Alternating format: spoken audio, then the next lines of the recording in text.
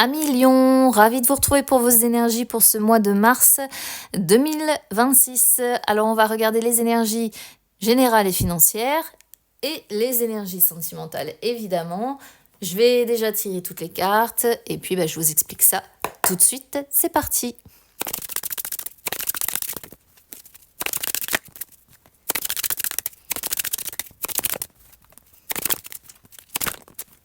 Alors, 1 million. Bon, il y a des cartes qui sont pas terribles. On sent des discussions là sur ce mois de mars. On sort 2 fois la discussion, d'accord? Vous voyez, vous l'avez en dos de deck ici et on la retrouve concernant les finances. Des discussions notamment, vous voyez, à la suite dont on se protège ou des discussions dans le but de se protéger. Alors, on va commencer avec les énergies générales. Bon. Énergie générale, on a fatalité et naissance, la mort et la résurrection. Clairement, c'est ça.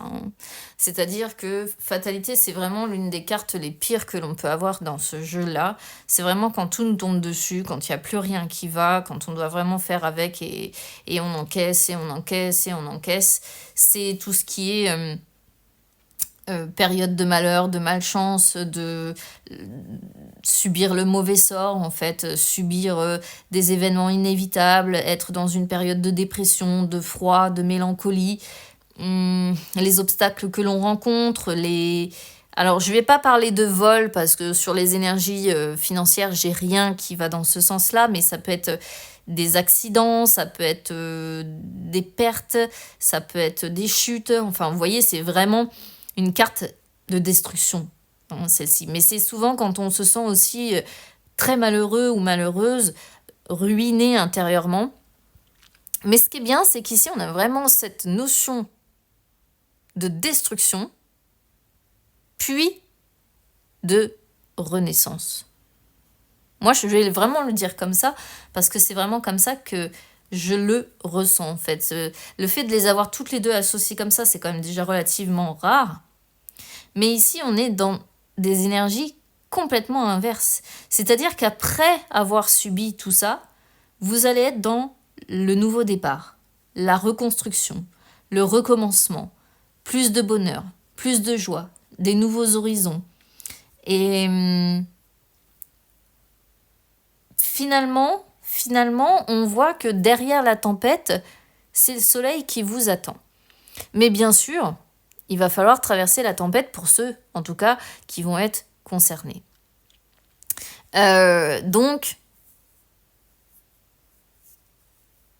pour moi, c'est un peu l'idée, j'en parlais pour un autre signe, c'est un peu l'idée du phénix, quoi. C'est-à-dire que vraiment, vous allez tout vous prendre en pleine face, ou bien vous vous êtes tout pris en pleine face, et ces énergies-là le montrent clairement. Mais ce qui vous attend courant mars, c'est un vrai changement de cap. Et on va laisser place à de nouveaux horizons. Un nouveau commencement, de nouvelles énergies. Et vous avez la force de toute façon, et la force, vous me la sortez avec la carte de l'homme. Parce que si vous êtes un homme lion, ça peut vous concerner, vous désignez ici.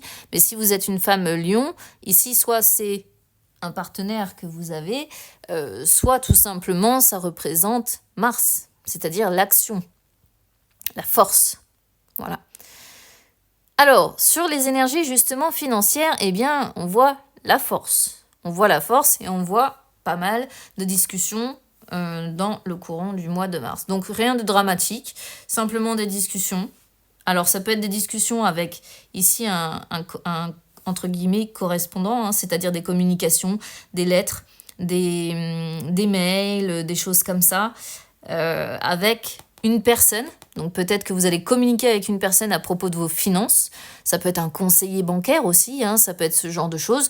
Ou une personne en qui vous avez confiance aussi. C'est pas impossible que vous communiquiez avec une personne en qui vous avez confiance. Mais il va y avoir de la correspondance, des nouvelles, des messages, ou des lettres, ou des SMS, ou des mails, ou ce genre de choses, en rapport avec les finances. Donc bon, Rien de catastrophique sur les finances, juste des discussions. Et les discussions, de toute façon, je vous l'avais dit dès le début, on les a en dos de deck déjà. Donc ça parle de beaucoup de discussions là sur ce mois de mars. Allez, on va regarder les énergies sentimentales, c'est parti. Eh bien, c'est allé vite sur les énergies sentimentales. Alors, on a il ou elle pense à toi, la timidité et le manque de franchise. D'accord. Alors, si vous êtes célibataire ici, eh bien, il y a une personne qui vous entoure, une personne assez timide, attention, c'est pas une personne très expansive, c'est une personne qui a peur de faire mauvaise impression, c'est une personne qui manque de confiance en elle, qui manque d'assurance, une personne qui peut être intimidée par vous aussi. Et c'est une personne qui pense à vous. Mais elle n'aura pas la franchise de vous le dire. Parce qu'on a le manque de franchise. Alors, c'est pas forcément ici, du coup, un manque de franchise dans le sens délétère. C'est un manque de franchise lié tout simplement au fait que cette personne est tellement timide qu'elle n'ose pas vous dire qu'elle pense à vous. C'est tout. La situation peut être inversée aussi. Ça peut être vous. Ça peut être vous qui pensez à quelqu'un, mais vous vous sentez trop intimidé. Ou bien vous manquez trop de confiance en vous pour lui dire très honnêtement, voilà, je pense à toi. Et peut-être que il y a eu aussi entre vous une période où vous n'avez pas été francs aussi l'un envers l'autre. Et peut-être que ça bloque du coup une réelle et une franche communication. Parce que ici, il ou elle pense à toi, c'est vraiment dans la tête, mais on ne voit pas la communication en tant que telle, en tout cas pas sur le sentimental.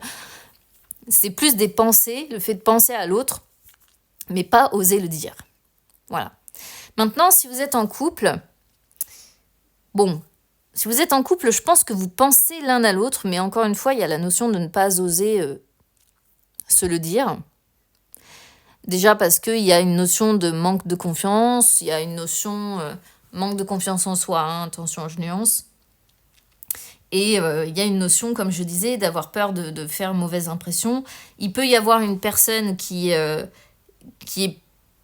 dans, comment dire, l'une qui manque d'assurance et l'autre qui peut-être impressionne.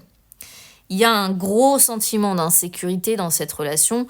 Pourquoi ? Malheureusement, parce que tout n'a pas toujours été clair. Voilà. À un moment donné ou un autre, ça a manqué cruellement de franchise. On n'a pas osé se dire certaines vérités. Et ici, on pourrait voir une personne qui a tendance quelque part à disparaître en donnant de moins en moins de nouvelles, mais qui reste connectée à vous par la pensée. Bon, c'est ce que je vous dis, c'est comme ça que je le ressens. D'accord ? Alors, soit ici, vous allez droit au but avec cette personne, parce qu'en fait, on a l'impression que cette personne bloque complètement, à moins, encore une fois, que ce soit vous qui soyez dans ces énergies-là. Vous adaptez, évidemment. Quand on parle de deux personnes, soit c'est vous, soit c'est la personne en face qui est dans ces énergies, mais voilà. Donc, soit, voilà, vous allez droit au but avec cette personne, vous lui dites clairement les choses, parce qu'il vaut mieux parfois une vérité qui blesse plutôt qu'un mensonge ou des non-dits qui vont détruire et laisser un goût amer. Soit vous continuez à rester dans cette dynamique, mais où on voit qu'il y aura de moins en moins de nouvelles et que la personne va plus être dans les pensées, penser à vous de loin, mais pas oser communiquer avec vous. Voilà ce que je peux vous dire, un million. Écoutez, je vais vous souhaiter une belle renaissance, parce que ça, c'est le plus important. Je vous le souhaite de tout cœur si vous êtes concernés. Je vous embrasse bien fort et on se retrouve très vite. À bientôt.